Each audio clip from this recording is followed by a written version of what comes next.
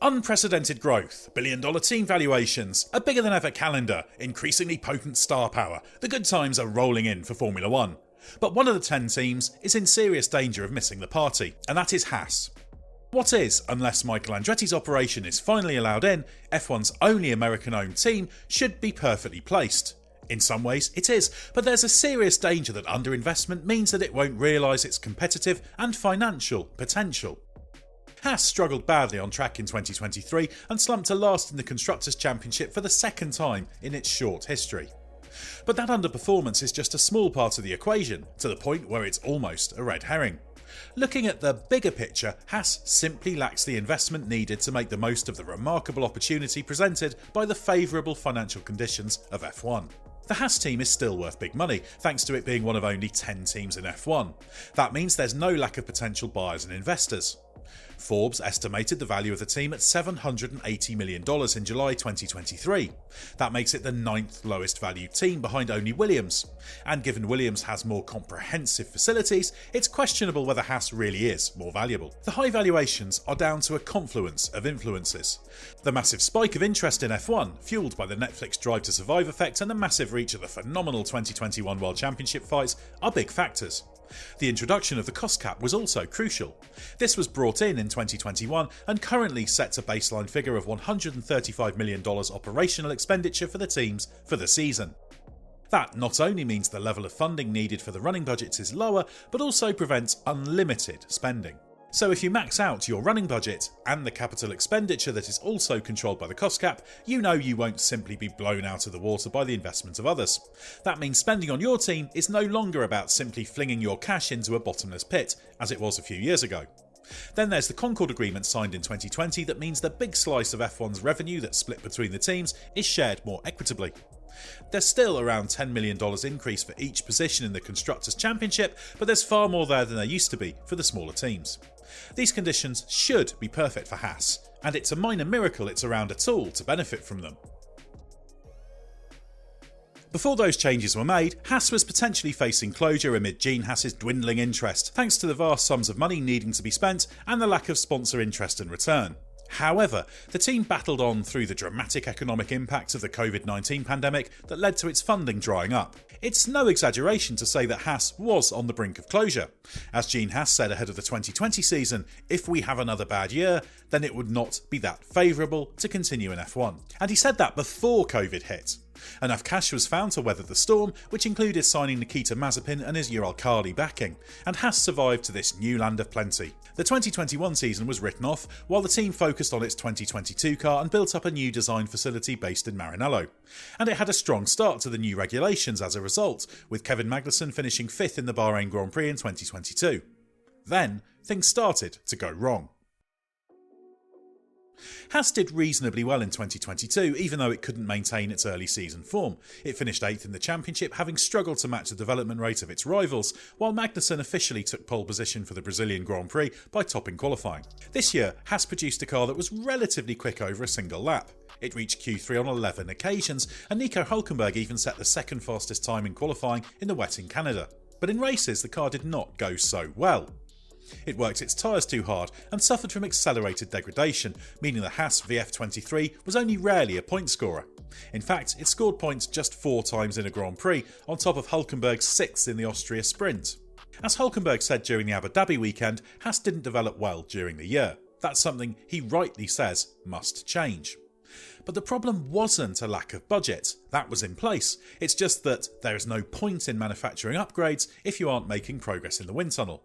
So Haas was doing plenty of design and aerodynamic testing work, it's just that the new designs didn't yield any real extra performance. The fact is that the original 2023 Haas car concept stalled in that regard for months. As Steiner admits, this was noticed too late. That realisation led to major changes to the aerodynamic concept and the hasty introduction of an upgrade package for the United States Grand Prix in October.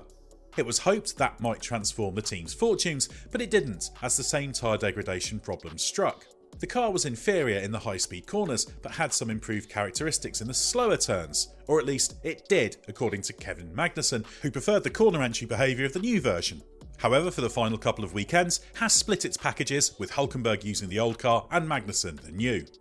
It was all much of a muchness, but the team's hope is that the knowledge gained from pushing the change in concept through in 2023, rather than waiting to the start of 2024, will put it in a good position. And if the aerodynamic concept is in the right direction, there's no reason why 2024 can't be better. As Steiner says, if it can improve its work in the wind tunnel, then the rest of the team is, as he put it, not too bad. So if Haas's poor 2023 is just a blip, what's the problem? That's all about their bigger, long-term prognosis. The fact is, Haas is in danger of becoming eternally locked in as the poor relation of F1 teams. That's because it must get as close as possible to maximising the permitted expenditure to ensure it fulfills its potential. As Steiner points out, it's not just a question of how much you spend, but how well you invest it. Steiner puts a positive spin on it, and the Haas team has evolved, but it's unlikely to be enough even with the investment it has from some very good partners, such as title sponsor MoneyGram and the latest addition to its roster, Play and Go. Haas is F1's smallest team given its unique business model. It's dependent on Ferrari for a supply of transferable components. These are the parts that can be sold from one team to another and include pretty much everything except key performance parts such as the aerodynamic surfaces and chassis, among others. These are the listed team components teams must design themselves. However, Haas has expanded in recent years with its technical hub under technical director Simone Resta in Maranello doing more in-house design work.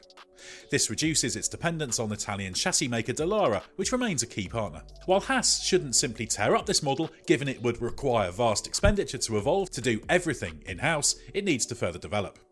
As Steiner says, the team has evaluated changing, but concluded it makes sense to keep the same business model. The rationale for this is that Haas is not maxing out its potential under the current setup, and it should be investing in the key areas it does control, such as aerodynamic design and development capabilities. This takes cash, so it's not just about considering big-ticket infrastructure projects like an in-house wind tunnel. Haas currently shares Ferrari's wind tunnel and has no interest in creating its own facility, which is a logical decision given the cost and lead time. As Steiner says, the Haas team needs to spend money in all areas to raise its performance potential. That's particularly important given its immediate rivals are all spending big. AlphaTauri is upgrading its facilities by moving some of its operation to Red Bull's Milton Keynes campus, Sauber is benefiting from Audi money, and Williams is gradually growing under sustained spending from Doralton Capital. Haas was in a battle with those three teams for positions 7th, 8th, 9th and 10th in the championship, and as they raise their game, it risks being cast adrift. There are visually obvious areas where Haas could make gains. Its presence in the paddock is comfortably the most modest of all 11 teams, with a functional but compact motorhome that has served it well since 2016. However, this is dwarfed by the facilities used even by its direct rivals, and surely doesn't help its cause in attracting sponsors. And that's just one example of how Haas can make itself more successful and appealing. In doing so, it could one day become more than a team that, realistically, can only aspire to get to the front of the midfield given the dependence on Ferrari and the limitations that brings. By our logic, there are surely two obvious directions. Either Gene Haas should consider selling the team or up the investment. There will be no lack of potential partners. The Andretti team has approached Haas in the past, and other interested parties are floating around trying to get in with multiple teams. So there must be possibilities. That would allow the value of a team that a few years ago faced fading out of existence to be realised. The other pathway wouldn't require spending vast sums of money, just enough to ensure that Haas is operating at the limits of the cost cap, both operationally and in terms of capex. That might require only $50 to $100 million over the coming years to do, and build on the work Steiner and his team have done over the past 8 years.